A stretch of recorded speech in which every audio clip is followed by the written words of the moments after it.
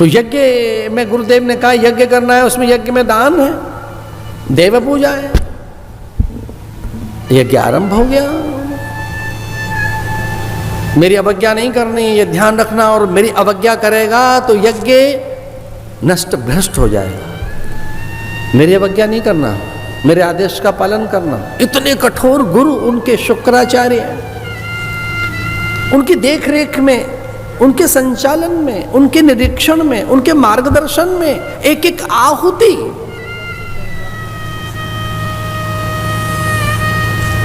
पुरोहित ने कहा मैं तेरा हित चाहता हूं। पूर्व काल से जो हमारा हित करे उसी को पुरोहित कहते हैं। एक अर्थ और है, जो प्रज्ञा का हित करे उसे पुरोहित कहते हैं।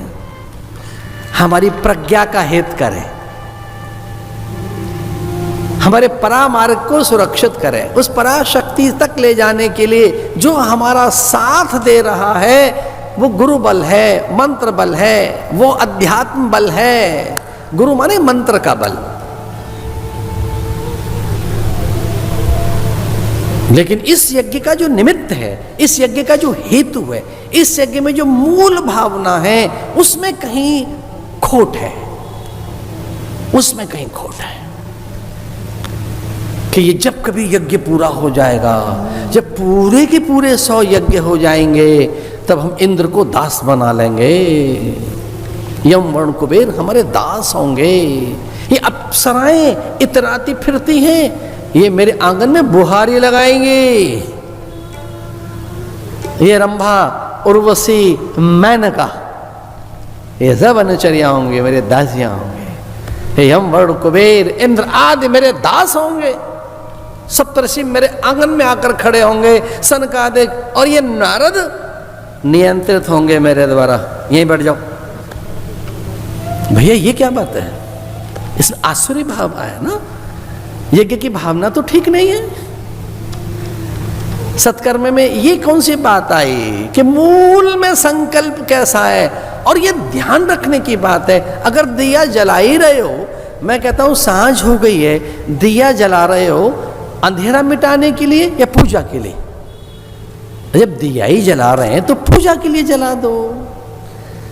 ये छोटे मोटे जो लाइट्स ऑन करनी है, कह दो ना कि हे देव ये सब आपको समर्पित है। जाता क्या है? जब ग्रहण ही करना है अन्न तो देवताओं को परोस दो, कि अंदर बैठे देवताओं को हम आहुति देते हैं। ओम प्राणाय स्वाहा, अपानाय स्वाहा, अहम वैश्वानरो भूत्वा। अगर तू भीतर बैठा है वैश्वानर बनकर तो तुझे समर्पित है ये अन्न। इस तरह से कभी योग युक्ति में संकल्प बदलो। जो कुछ कर रहे हो उसको किसी के निमित्त करो। भाव बदलिए, दृष्टि बदलिए, अपने संकल्प में ऐसी सुचिता लाइए। जैसे देव जननी मां अदिति के गर्भ से भगवान को प्रकट किया गया कि अगर इसके 100 यज्ञ हो गए, ये दुर्दांत दस्यु बन जाएगा, फिर ये अनियंत्रित हो जाएगा। पवन प्राण प्रकाश आकाश पर इसका एकाधिकार हो जाएगा, फिर पर्जन्यों को ये नियंत्रित करेगा। बादल इसकी मनमानी से बरसेंगे। से पानी पर मनमानी किसी की नहीं चलनी चाहिए। पानी पर और पवन पर, प्रकाश पर और आकाश पर और धरती पर, जीव जंतुओं पर, संपूर्ण जैव जगत पर नियंत्रण एक व्यक्ति का नहीं होना चाहिए। पूरी प्रकृति में अव्यवस्था हो जाएगी।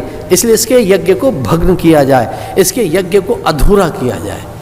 जो स्वयं यज्ञ पुरुष हैं उनको बुलाया गया इस कार्य के लिए। क्या अनंत हैं, अच्युत हैं। महादेव कहने लगे मैं तो प्रकट हो जाऊंगा, मेरी प्रकृति से पता लग जाएगा कि शिव आया है। ब्रह्मा ने कहा मुझे सब जानते हैं, लेकिन नारायण आपको ऐसा रूप धारण करके जाइए कि आप पहचानने में ना आए। और अदिति ने उन्हें प्रकट किया पयोव्रत के द्वारा।